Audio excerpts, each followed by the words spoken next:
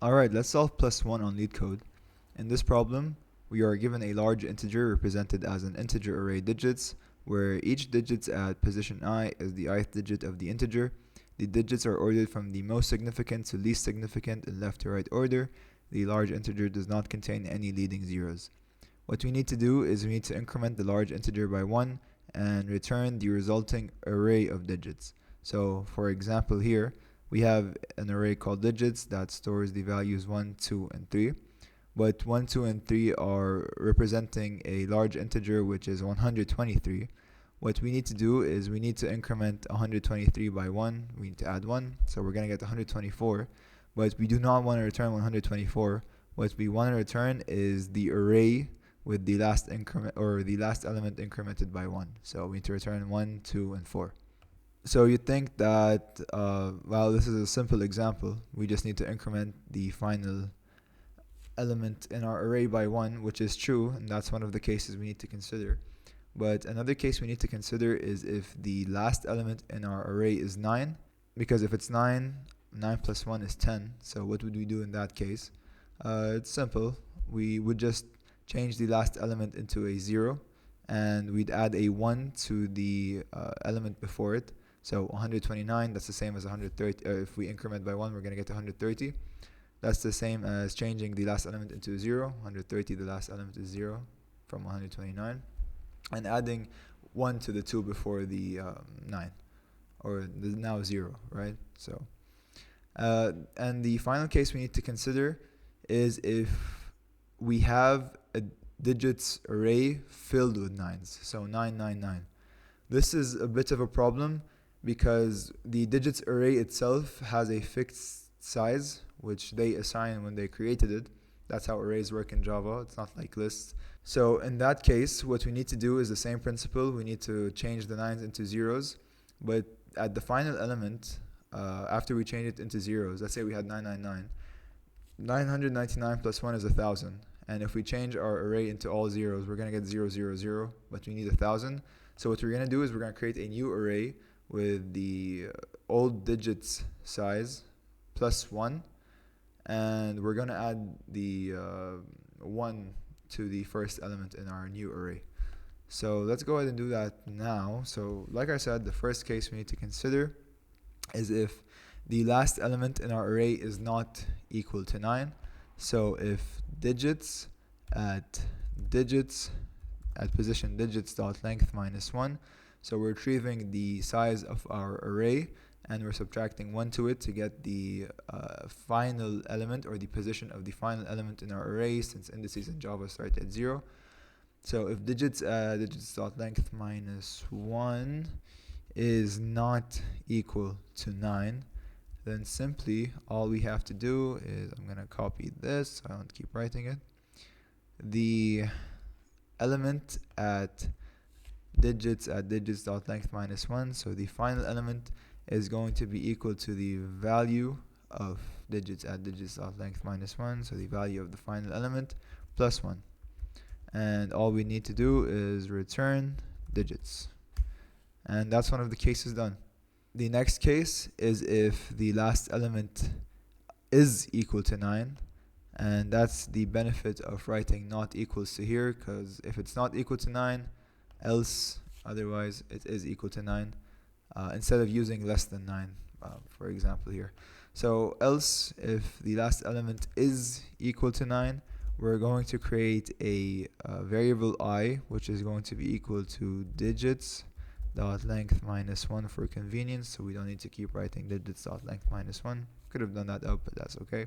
Now the idea is I want to take into account scenarios where we might have multiple 9s in our array. So if we had like 899, what I want to do is I want to create a while loop, and I want to make sure of two things. First, that I is greater than or equal to 0, so we don't exceed the boundaries of the array. And the second thing I want to check is if this is uppercase, needs to be lowercase.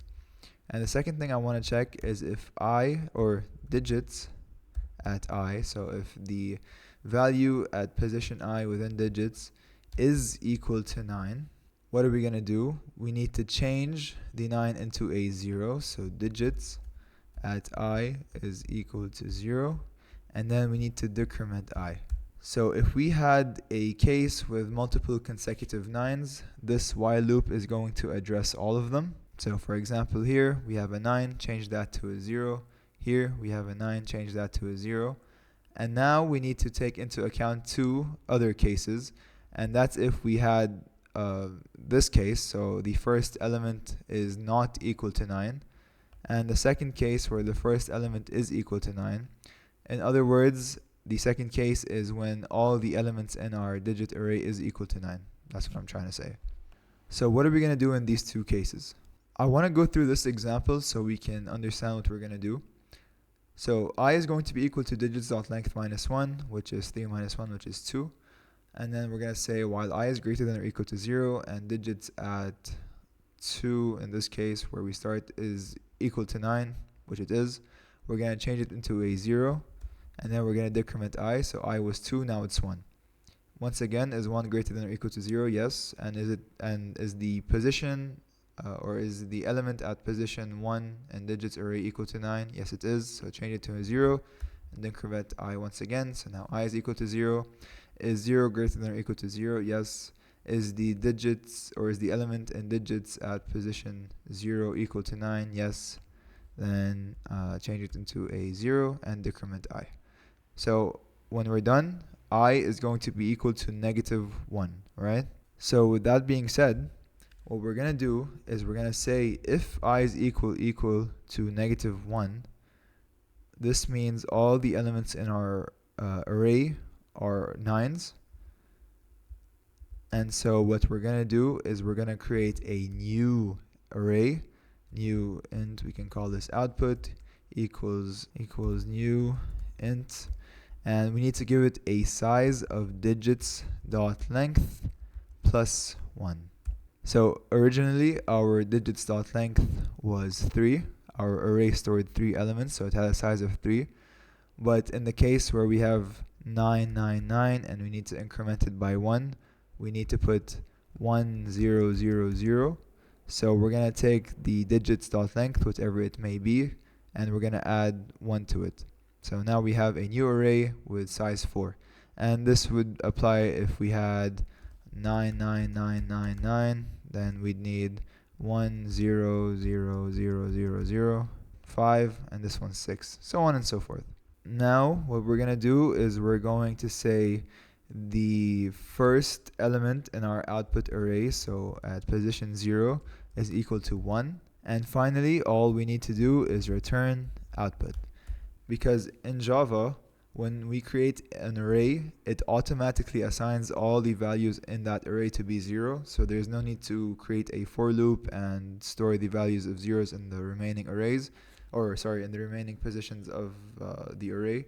So all we need to do is set the first element to be 0 and keep the rest of the array as Java automatically created it. And so that's really pretty much it.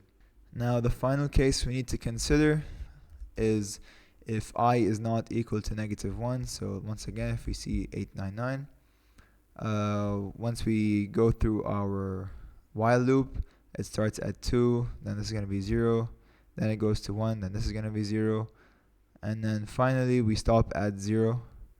It doesn't necessarily have to be 0. We could have like 889. So we start at 2, this becomes a 0, and then we stop here at I equals to 1. So while I is not equal to negative 1, so as long as not all the elements in our array are equal to 9, simply what we want to do is digits at I is going to be equal to digits at I plus 1. And what do we need to return? Digits. And so that's the +1 problem on LeetCode. Let's submit our code and see if it works. Yeah, and there we go. So I hope you found that video helpful, and thanks for watching.